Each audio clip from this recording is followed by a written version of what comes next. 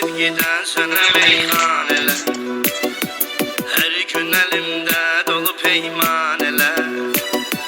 O kadar içim çıksın ağıl başıma, başıma dolansın deli pervaneler. Yazım sevgiden sana meyhaneler. Her gün elimde dolu peymaneler.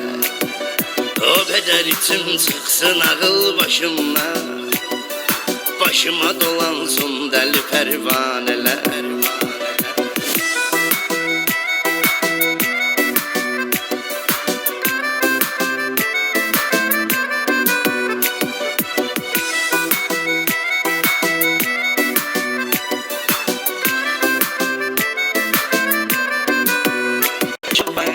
Mən olmaram dərdə çarə gəzərsən, Atdım ara gəzərsən. Aramızı vurdu boş bəhanələr. Yazım sevgidən sənə meyxanələr. Hər gün əlimdə dolu peymanelər. O qədər içim çıxsın ağıl başıma, başıma dolansın deli pervaneler.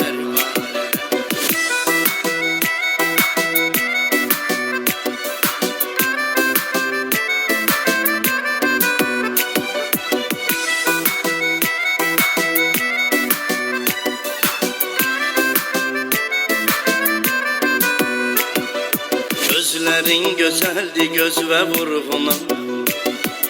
Əsas odur ki yar sənə mən uyğunum. Nə sən Leylisən, nə də mən Mecnunam. İndi yox deyəmin ki əfsanələr.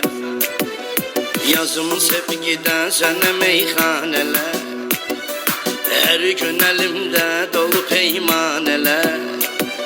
O qədər içim çıxsın ağıl başıma, başıma dolansın deli pervaneler.